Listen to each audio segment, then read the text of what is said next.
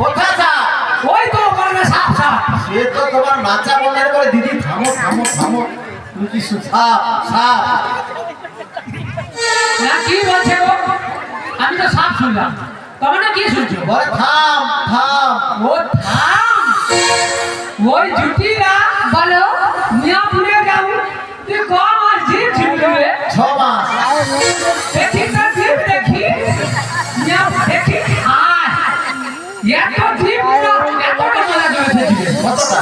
এতটা মানে এতটা মানে এক বিরস্ত যদি ময়লা জমে উচ্চারণ ঠিকঠাক হবে। দেখি বাবা সেটা বলছে নাকি গো বাবা নাকি ওই ঘটিলা ওই জন্য তো উচ্চারণ ঠিকঠাক হয়নি।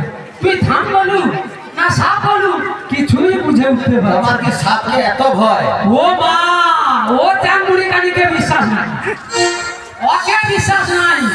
ও জয় জয় মা মনসা, খাটের নিচে ডেঙ্গু মশা।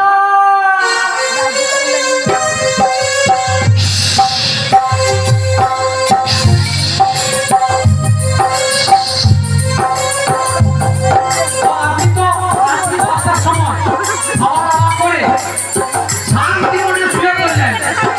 ও ডেঙ্গু মশার মতো আস্তে আস্তে করে আপনার বিছানায় ঢুকে আপনাকে ইউটিউবে ভিডিও করেছিলাম।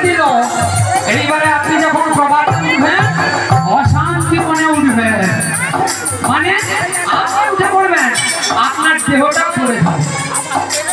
বুঝতে পারছেন তো? ওই জন্য প্রচুর মন ভয় ওকে, ওকে বিশ্বাস নাই।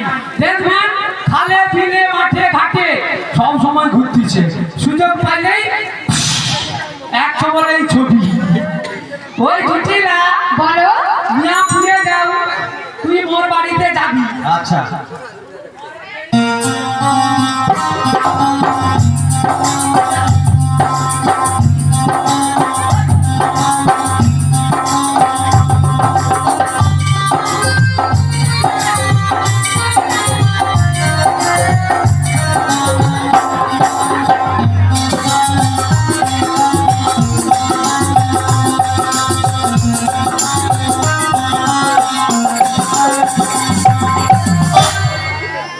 ওই জটিলা বলো মিয়াপুরে যাও, তুই দরকার হয় মধ্যে যাবি, মনে বেড়ে বাস আছে আচ্ছা। লম্বা করে ছিল আমার বাবু। তারপর আর তুই মা কালীর মতো কিরকম দেখা? তুই পার করবি। ও দিদি দেখেছি। এধারে 10 জন আর এধারে 10 জন, ওই ছিলা দিয়া তো সব ময়লা পরিষ্কার করবি, তবেই তো যদি তো ঠিকঠাক উচ্চারণ হয়তো হবে। মিয়াপুরে যাবে, আচ্ছা ঠিক আছে, এরপর থেকে ঠিক করে উচ্চারণ করবো।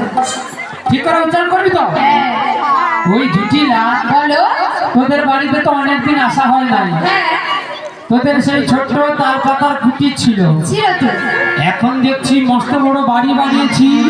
হ্যাঁ বাড়ি বানিয়েছি। ও বাবা জুটিলা রে, বলো ওই হাই দেখ সেগুলো কি লাগিয়েছিস রে? ফুল দিয়ে সাজিয়েছি।